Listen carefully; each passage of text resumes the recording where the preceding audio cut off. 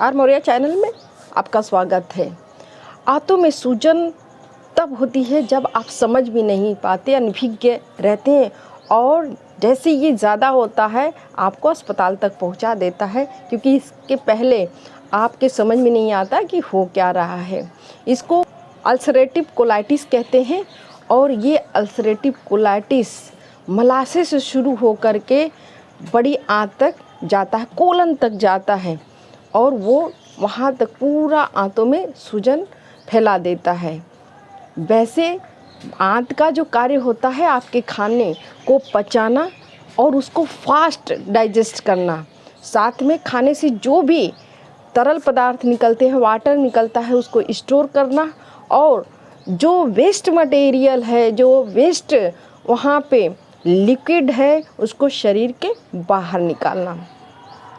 मलाशय में ulcerative colitis शुरू होता है और आंत तक पहुंचता है, लेकिन तकलीफ तब होती है जब ये बहुत अपने ऊपर के कंडीशन में, मीन्स इसका फैलाव प्रदाह ज़्यादा हो जाता है। ये आंत के सतह पर ये छोटे छोटे दाने बना देता है। दाने इसलिए बन जाता है क्योंकि वहाँ पर जो उसके सेल होते हैं वो डेड हो जाते हैं और छाले बन जाते हैं। साथ में बहुत अधिक सूजन आ जाता है और पेटों में जलन होने लगता है। वैसे तो इसके बहुत सारे कारण हैं, लेकिन जो मुख्य कारण होते हैं तो मैं उसको बताती हूँ। तो मुख्य कारणों में से निम्नलिखित है। पहली चीज़ होती है कि जीन एक्सप्रेशन, दूसरा होता है ऑटो इम्यूनो सिस्टम। या ऑटो इम्यूनो सिस्टम जो होता है वो अपने शरीर के बैक्टीरिया ही अपने ही शरीर पे अटैक कर देती हैं। जो अच्छे तरह के बैक्टीरिया जो हमारे सुरक्षा करते हैं वही हमारे पे अटैक कर देते हैं। कॉन्स्टिपेशन, अगर बहुत दिन तक कॉन्स्टिपेशन बना हुआ है तो अल्सरेटिव कोलाइटिस होने के चांस बहुत अधिक बढ़ जाते हैं।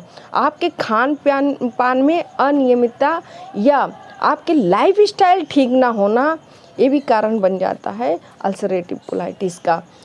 बहुत ज़्यादा स्मोकिंग, ड्रिंक और स्ट्रेस लेना, ये भी कारण बन जाता है अल्सरेटिव कोलाइटिस का।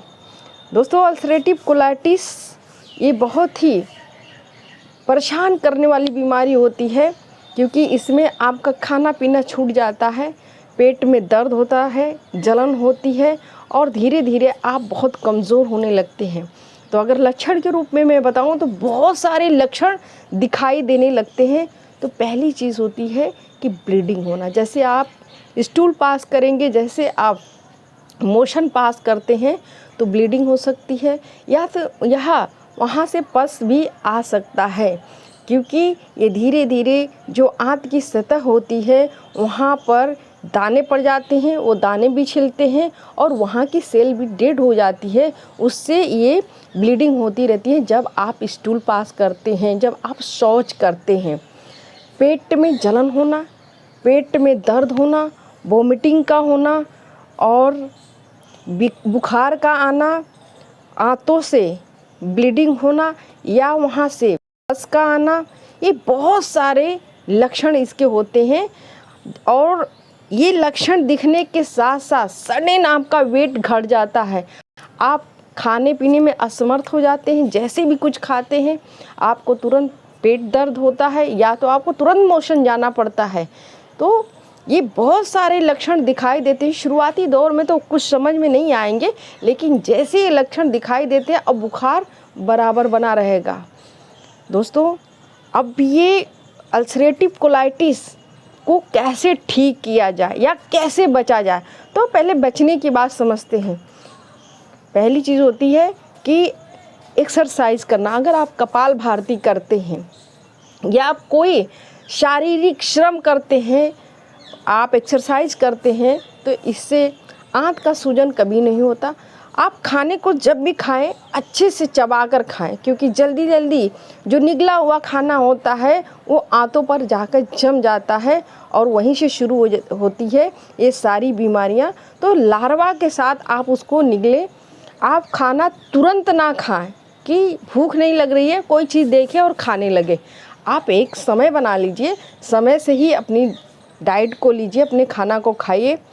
बहुत ज़्यादा स्ट्रेस, स्मोकिंग और बाहर के खाने को अवॉइड करिए। ये भी सारे कारण होते हैं अल्सरेटिव कोलाइटिस। अगर आपको कॉन्स्टिपेशन है तो समझ जाना चाहिए कि ये जो अल्सरेटिव कोलाइटिस है इसको बढ़ावा दे सकता है। तो आप समय से अपने कॉन्स्टिपेशन, जो स्टूल कड़ी होती है, जैसे आप सो जाते हैं और बहुत देर तक बैठे रह जाते हैं, उसी को कॉन्स्टिपेशन कहते हैं। तो जैसे ये कॉन्स्टिपेशन की समस्या आपके साथ होती है, आप समझ जाए कि इसको जल्द से जल्द ठीक करना है और लूज मोशन में लाना है।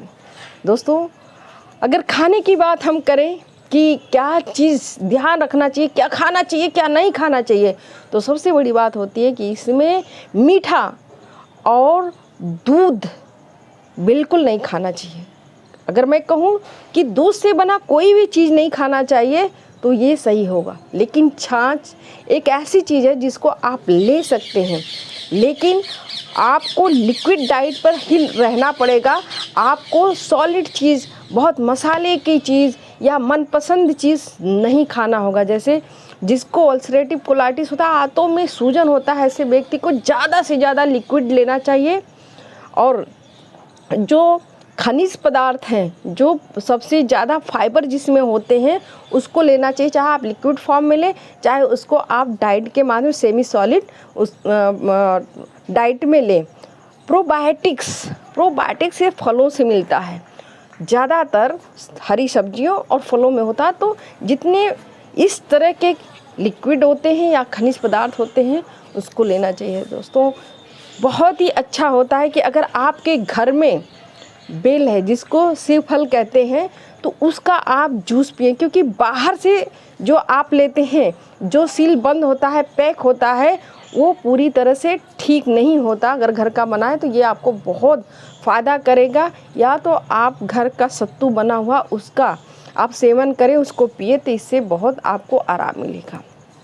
अब मेडिसिन के रूप में क्या लेना चाहिए, तो ये बहुत ही सीरियस बीमारी है, इसमें जान भी चली जाती है। क्योंकि इसका बहुत कोई बड़ा ट्रीटमेंट नहीं है। अगर अंत हो जाता है, मीन्स अगर मेडिसिन काम नहीं करती, तो इसका सर्जिकल पॉइंट ही बचता है, लेकिन सर्जरी इसका कंप्लीटली सक्सेसफुल नहीं होता, परेशानियां होती रहती हैं। तो दोस्तों, ऐसे में मेडिसिन से ठीक करना ही बहुत अच्छा होता है। गंभीर कंडीशन में इसमें सर्जरी की ज़रूरत पड़ती है, लेकिन ये कम्प्लीटली सक्सेसफुल नहीं होता, क्योंकि आंत बहुत बड़ी होती है।